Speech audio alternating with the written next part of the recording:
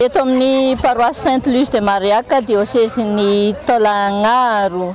Mankalaza ny famaranana ny fahazatotaonan'ny EVT izahay sady mankalaza ihany koa ny fahafolo taonan'ny afafy eto Madagasikara.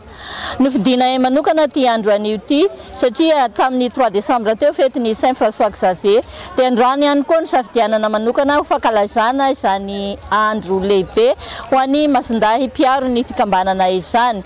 Fety lehibe honay tokoa ny fetin'ny Saint François Xavier satria amin'ity taona ity isika dia mankalaza ny faha-efajato taonan'ny olo-masina azy. Eo ihany koa ny faha-efajato taonan'ny olo-masina ny masindahy Ignace de Loyola sy ny fankalazana ny faha-dimanjato taona ny bebany masindahy Ignace de Loyola.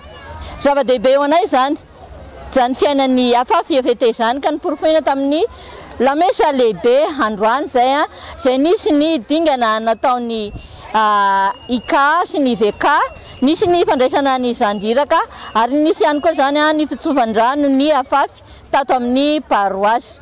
Ary ny faharanana tamin'ny fanokanana ny tsangam-bato lehibe ho fahatserovana ny 100 taona.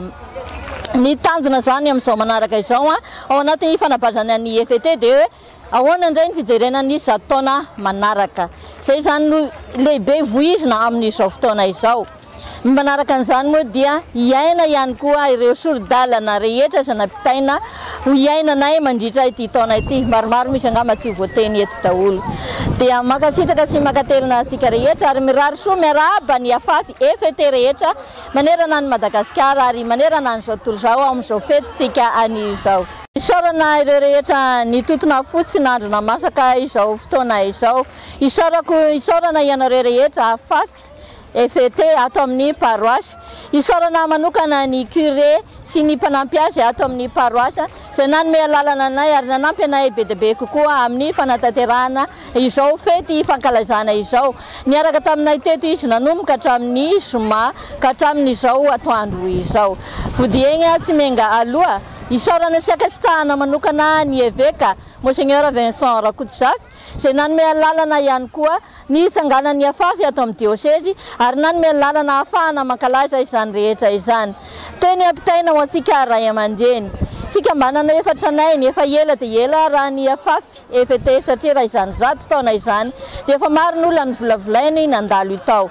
Ka amin'izao fotoana izao ho any amin'ny 100 taona manaraka dia entanina isika hampiditra ny zanakatsika ao anatin'ny fikambanana ka hiaina ny aim-panahy ny fikambanana satria dia zava-dehibe tokoa ny fanaovana ny fikambanana masina indrindra fa ny EVT hoy aho. Entanina ihany koa isika raha ohatra ray aman-dreny ka tsy ao anatin'ny fikambanana dia mba hiditra ao anatin'ny afafy tsy ny zanatsika ihany no alefatsika hamonjy fikambanana fa isika ihany koa amin'izay ahafahasika bebe koa manampy sy manabe ny fanabeazana izay omeny mpendraikitra sy ny mpanabe ato amin'ny EVT. Misaotra indrindra tompo. Aftema.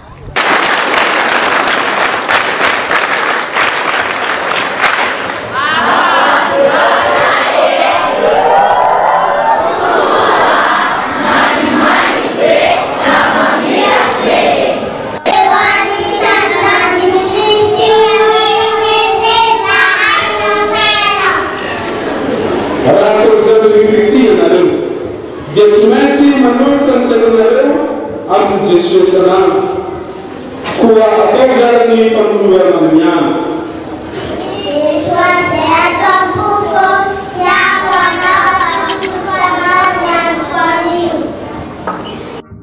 Bye-bye.